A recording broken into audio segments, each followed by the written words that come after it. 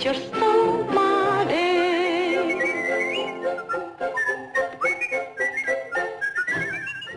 Estás a punto de recibir tu tratamiento de píldoras de realidad. Recuerda que el tratamiento no es efectivo sin una prueba de contraste. Es necesario contrastar e investigar toda la información que te doy en este podcast. ¿No me creas? Piensa por ti mismo.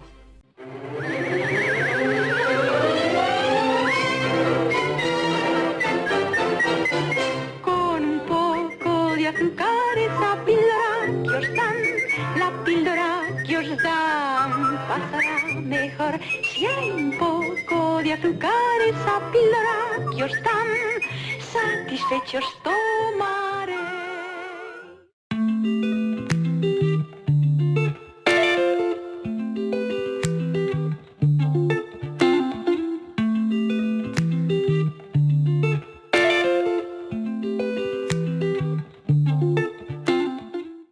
Bienvenidos y bienvenidas a esta nueva toma del tratamiento de píldoras de realidad, en este caso la número 17.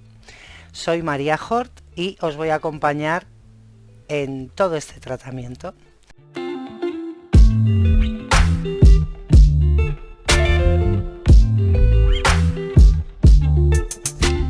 Hoy vamos a hablar de Bilderberg del 66. Podría deciros que durante la anterior ingesta se me ocurrió que Estrategia España 2050 tenía que ver mucho con lo expuesto en la reunión anual de Bilderberg del 66, pero para que el diablo no se ría de la mentira, es al revés. La conferencia del 66, de tan afamado y a la vez discreto club, entrecomillemos lo de discreto, se puede asociar a cualquier ocasión en la que escuches palabras como subvención, ayuda, fondo de recuperación, empréstito, deuda, crédito, ayuda urgente y coordinada, financiación, da igual si le pones detrás el Europea, Fondo Monetario Internacional, Banco Central, de cualquier índole y un largo etcétera, que seguro ya deducís. Pero tenemos entre manos otro de esos temas que tan corruptos se encuentran, de cuán manoseados están, y se hace necesario explicar algunas cosas.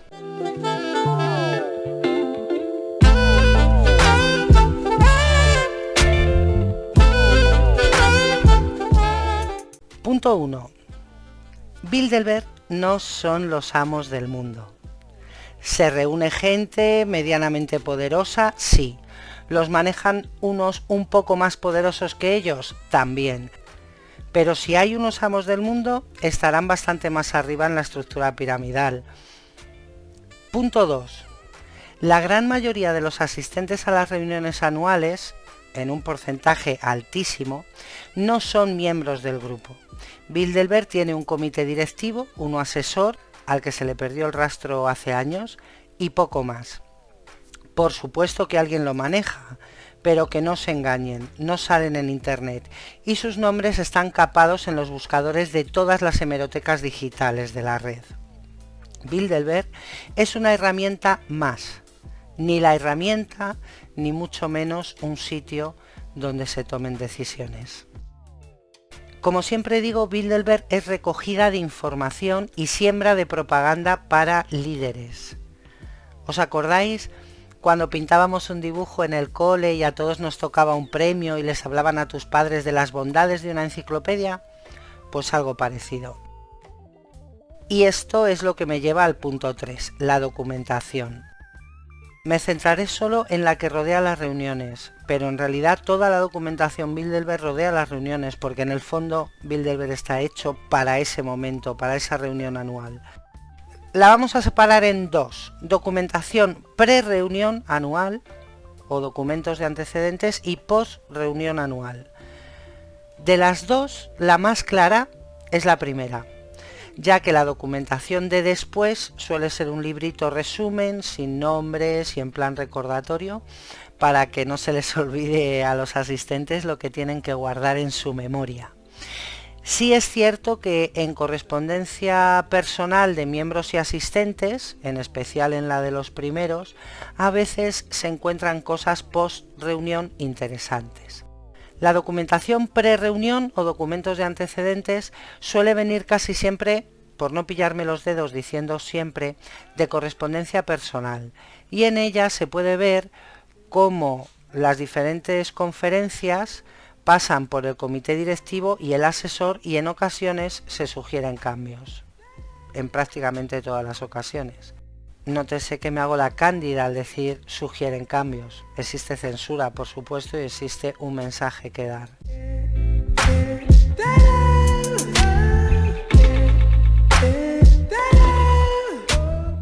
Por ejemplo, gracias a la correspondencia de George Mackey, sabemos que la primera reunión no fue en el 54, sino en el 53. Y ahora alguno estará diciendo, pues se equivocarían al poner el año. Ya, puede. Pero es que fue en el 53 en Dinamarca. ¿También se confundieron con el país?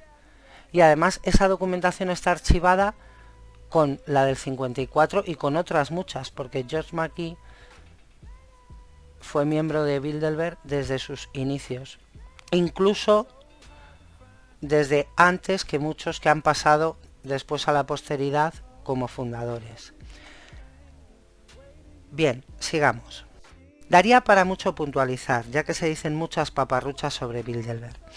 Pero si vamos a la protagonista de este programa, que es la correspondencia Harris, he de decir que es una joya, dado que es un documento de antecedentes y de los pocos documentos post-reunión, a la vez, que ayudan a tirar del hilo.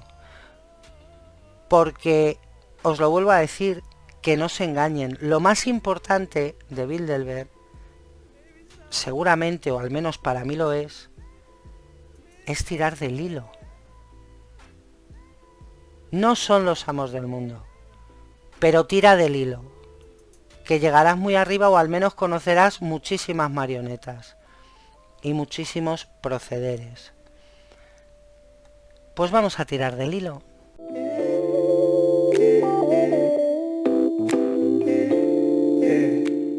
Los documentos son parte de la correspondencia que se genera antes y después de la reunión, que contiene discursos y conferencias que se dieron en dicha reunión y algunos discursos, como por ejemplo el que dio Rockefeller en la Conferencia Internacional Industrial de 1965 en San Francisco, o el que dio ese mismo año Robert Kennedy en el Senado de los Estados Unidos, el 23 de junio, que hablaba de riesgos de guerra nuclear y que además hizo que se ganara el ser invitado al Instituto Mundial para la Paz.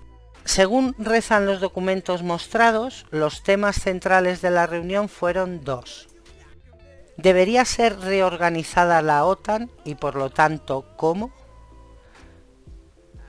Y el segundo era el futuro de las relaciones económicas mundiales, especialmente entre los países industriales y en vías de desarrollo.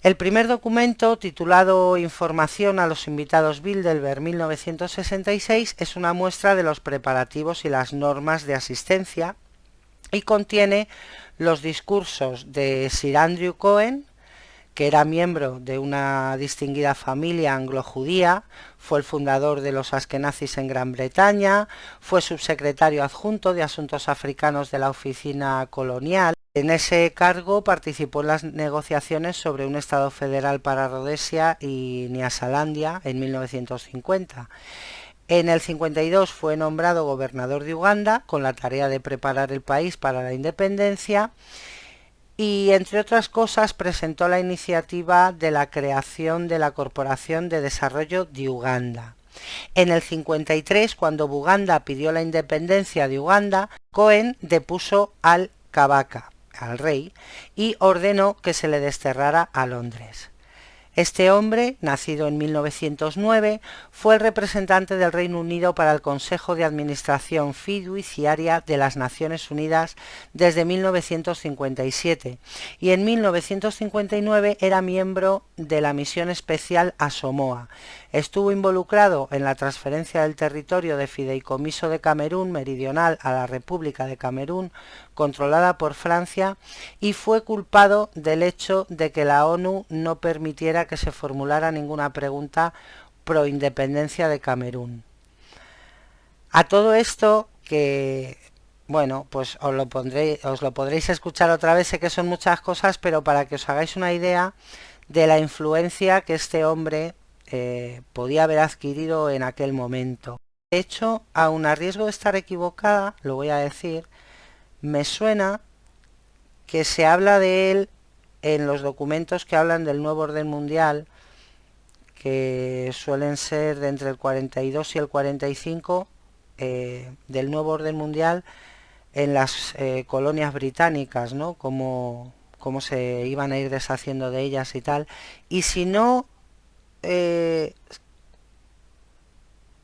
escribe algo, se habla de él al menos. Estoy casi segura. Bueno, un extracto de su discurso sería el siguiente. Hemos dudado en imponer condiciones a nuestra ayuda por miedo al neocolonialismo, pero estamos superando esta inhibición. El profesor Mason ha dicho que los países donantes tienen pleno derecho a imponer condiciones en su ayuda. Yo iría más lejos y diría que no solo tienen derecho a hacerlo, sino que no tienen derecho a no hacerlo.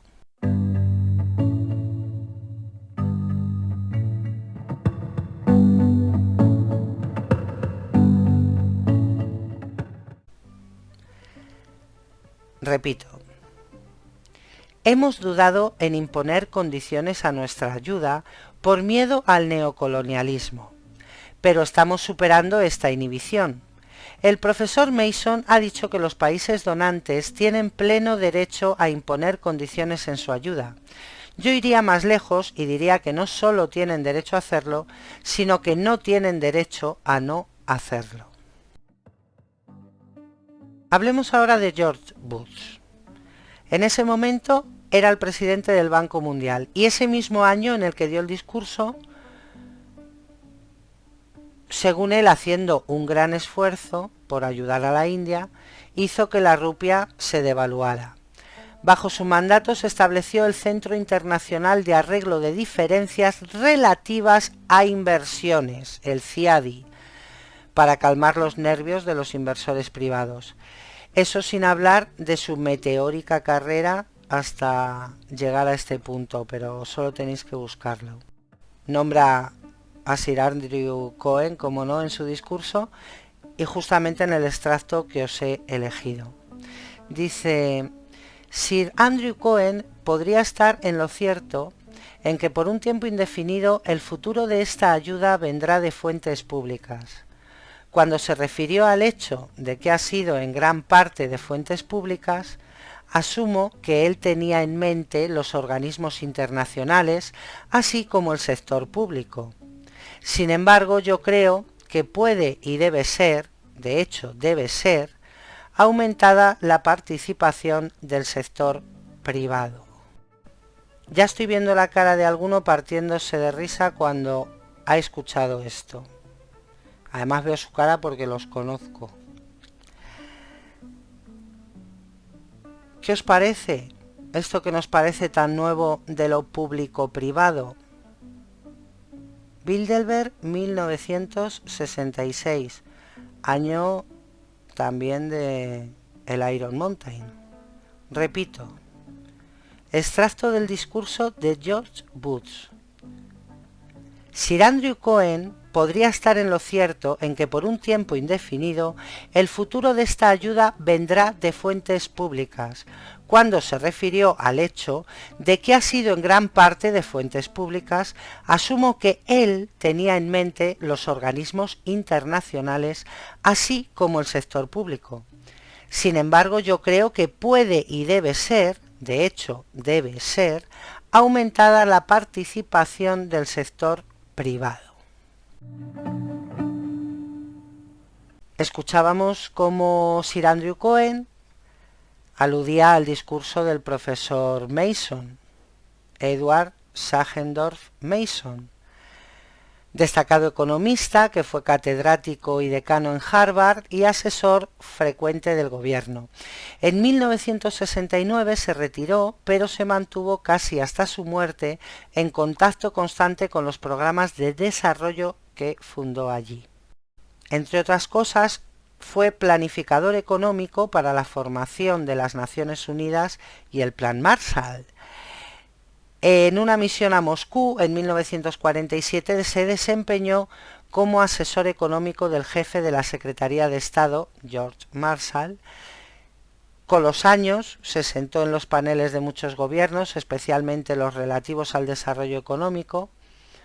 Y bueno, pues el doctor Mason era un veterano consultor del Banco Mundial y fue coautor junto con Robert Asher de El Banco Mundial desde Bretton Woods, de la editorial Brookings en 1973. Un extracto del discurso que viene en el documento dice así: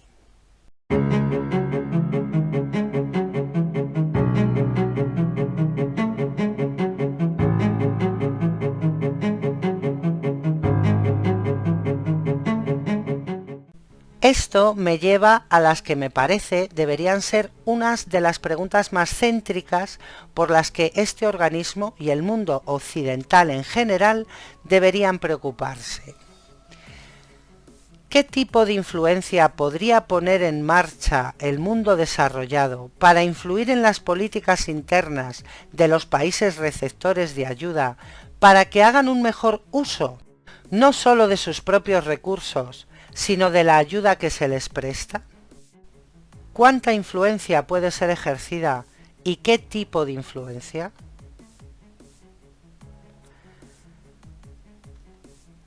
El siguiente en la lista es David Bell, que fue director de la Oficina de Administración y Presupuestos de los Estados Unidos durante casi 2 años, hasta que John Fitzgerald Kennedy lo nombró director de la Agencia para el Desarrollo Internacional a finales del 62.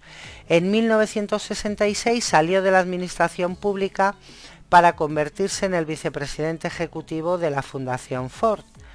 Durante la administración Truman alternaba su trabajo en la Oficina de Presupuestos con el asistente especial del presidente. Bell, entre otras cosas, escribió personalmente muchos de los discursos de Harry Truman y en 1952 salió de Washington para unirse al equipo de campaña del candidato demócrata Adlai Stevenson como escritor de discursos y enlace de la Casa Blanca. Veamos parte de su discurso. La primera de todas: tú tienes un nivel de medición de la calidad de la economía política de los países en desarrollo y las ayudas políticas en los países donantes, pudiendo estar todos ellos de acuerdo. Y tú puedes elaborar normas de autoayuda y rendimiento en la parte de los países que reciben la ayuda y que estén basadas en criterios técnicos.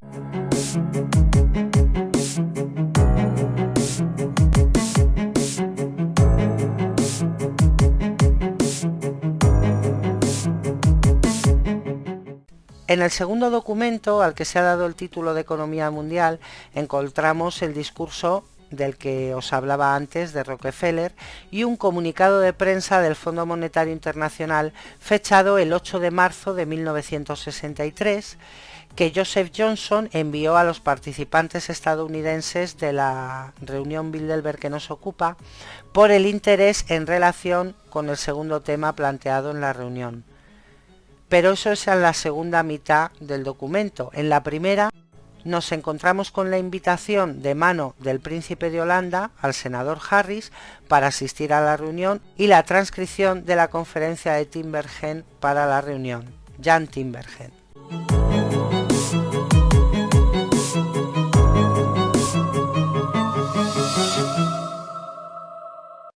Este hombre, economista y estadígrafo en la investigación de los ciclos económicos neerlandeses, fue doctor en física por la Universidad de Leiden en 1929 y profesor de planificación por la Escuela de Economía de Rotterdam desde 1933, experto de la Sociedad de las Naciones y director de la Oficina de Planificación de Holanda. Fue el ganador en 1969 con Ragnar Frisch del primer Premio Nobel de Economía. Es uno de los pioneros en la aplicación de herramientas matemáticas a la economía.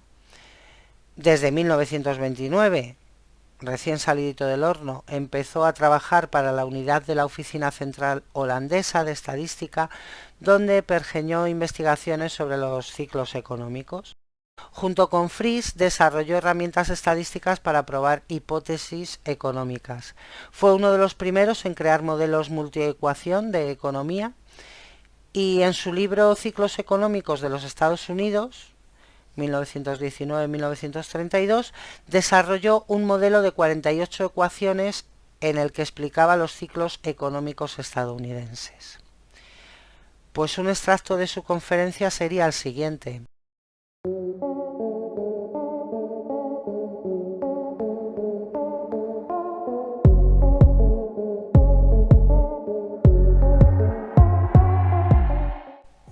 Un resultado positivo de la cooperación con estos organismos sería el quinto y último ejemplo, y me gustaría citar los esfuerzos a su alcance que son llevados a cabo por los países occidentales. Uno podría llamar a esto la planificación a nivel mundial, si la planificación ha de entenderse como el camino un poco más flojo que hoy en día se refiere.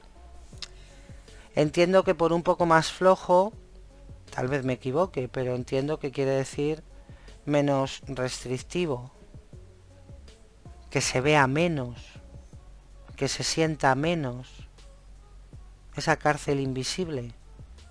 Pero bueno, lo repito para no viciaros con mi reflexión, porque puede que yo me equivoque. Dice así: un resultado positivo de la cooperación con estos organismos sería el quinto y último ejemplo, y me gustaría citar los esfuerzos a su alcance que son llevados a cabo por los países occidentales. Uno podría llamar a esto la planificación a nivel mundial, si la planificación ha de entenderse como el camino un poco más flojo que hoy en día se prefiere.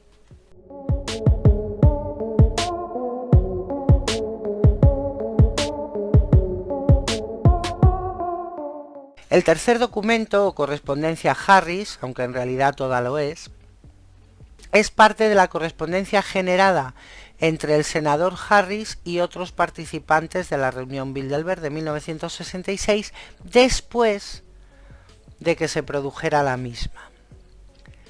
Este es el acontecimiento más extraño en un documento Bilderberg, que ya son difíciles de ver. Bueno, aunque yo tengo muchos, la verdad no son tan difíciles, lo que salen es muchos años después, ¿no? En el documento podemos observar que Harris pidió a Walter Reuther, presidente del sindicato internacional United Auto Workers, que le enviara una copia del programa acordado para el 8º Congreso Mundial de la Confederación Internacional de Organizaciones Sindicales Libres, que se había reunido el año anterior en Ámsterdam del 7 al 16 de julio. Con lo cual podemos leer la documentación que Reuther envía a Harris. Por otro lado, Gabriel Emilio Collado, que fue el primer director ejecutivo americano del Banco Mundial y padre del sistema monetario post-Segunda Guerra Mundial, le envía la biografía del doctor Ciro Vázquez en relación a una conversación que debieron tener en la reunión. En este documento es en el que podemos leer la invitación a patrocinar el Instituto Mundial para la Paz y el discurso de Bobby Kennedy bajo el título Riesgo de Guerra Nuclear. Y también un artículo del fundador del instituto y remitente que se dirige a Harris, titulado Mis mejores deseos para ti, y que fue publicado en el Washington Post el sábado 1 de enero de 1964. Por último, me gustaría remarcar que si nos fijamos, al final de la lista de participantes preliminar se reseña lo siguiente. En el caso de elecciones en el Reino Unido, se deberá impedir que los miembros del Parlamento británico antes mencionados asistan a la conferencia. Otras personas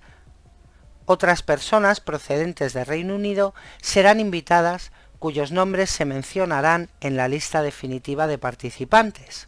Esto que plantea este párrafo sucedió, aunque parece sugerir, parece desprenderse que no se impidió la asistencia de los anteriores, sino que se incluyó al director del Instituto de Estudios Estratégicos, Aleister Buchan, no sé si se dice así, Sir Andrew Cohen, del que se ha hablado con anterioridad, que asistió en calidad de secretario permanente del Ministerio de Desarrollo de Ultramar, Louis-François Duchesne, periodista, para que luego digan que Bilderberg y los periodistas no se llevan bien, y Sir Con O'Neill, subsecretario adjunto de Estado, Ministerio de Asuntos Exteriores, y Sir Eric Roll, subsecretario permanente de Estado, Departamento de Asuntos Económicos.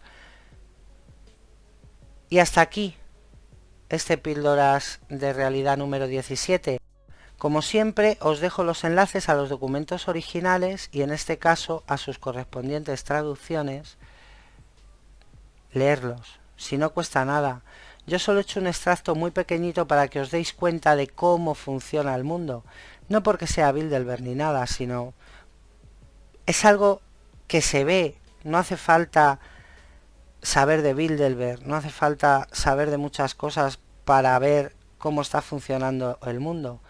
Pero si la gente necesita una prueba, si la gente necesita que estos personajes se lo digan en su cara, pues ahí lo tenéis. Los documentos originales y sus traducciones. Recordad, hacer vuestra prueba de contraste. Me despido, hasta la próxima.